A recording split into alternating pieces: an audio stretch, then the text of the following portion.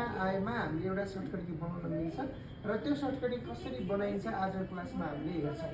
अब सबैभन्दा पहिला तपाईँले कहाँ जानु होला, भ्यू मेनु, भ्यूमा गएर कहाँ जाने, म्याक्रोसमा जाने, रेकर्ड म्याक्रोमा जाने है। यदि तपाईँहरूसँग अरू म्याक्रो कसैले बनाएका छन् भने भ्यूमा गएर डिलिट गर्न सक्नुहुन्छ र छैन भने चाहिँ कहाँ जानु पर्यो त हामीले रेकर्ड म्याक्रो, त्यसपछि के चुज गर्नु पर्यो, किबोर्ड।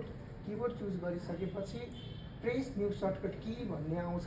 यसमा तपाईँले जुनसुकै सर्टकट की पनि दिन सक्नुहुन्छ। जस्तै यसलाई इक्जाम्पल हामीले अल्टसँग एन दिउँ अनि यसलाई के गरौँ, असाइन क्लोज। ठिक छ। अब डाइरेक्ट तपाईँ जानु होला होम मेनुमा, त्यसपछि केमा जानु र कुन फन्ट हान्ने, कृति फन्ट हान्ने। त्यसपछि अगेन भ्यू मेनुमा जानु होला र म्याक्रोसमा गएर के रेकर्डिङ, स्टप रेकर्डिङ। जबसम्म तपाईँको म्याक्रो रेकर्ड भइरहेको हुन्छ तबसम्म तपाईँले यहाँ नलेख्ने केही पनि है। अब हामीले यो के को बनायौँ, नेपालीको। अब हामीलाई के को चाहियो, इङ्ग्लिसको।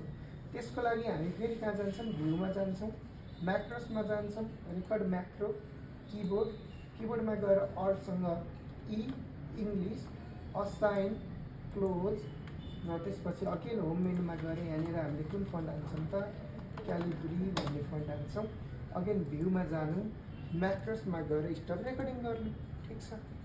अब मैले यहाँनिर गएर कम्प्युटर लेखेँ हो। अब मलाई के चाहियो, कम्प्युटर भनेको लेख्नु पऱ्यो नि त।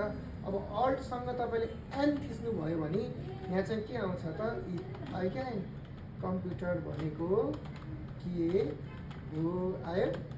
फेरि तपाईँलाई के चाहियो, इङ्ग्लिस चाहियो। अल्टसँग के थिच्ने, ई थिच्ने आयो। Computer is an electronic machine भन्ने। अब फेरि तपाईँले निबल चाहियो भने के थिच्नु पऱ्यो, अल्टसँग एन। ठिक छ। इलेक्ट्रोनिक मसिन हो भनेर यसरी हामीले लेख्छौँ भने। अब आजलाई यति नै।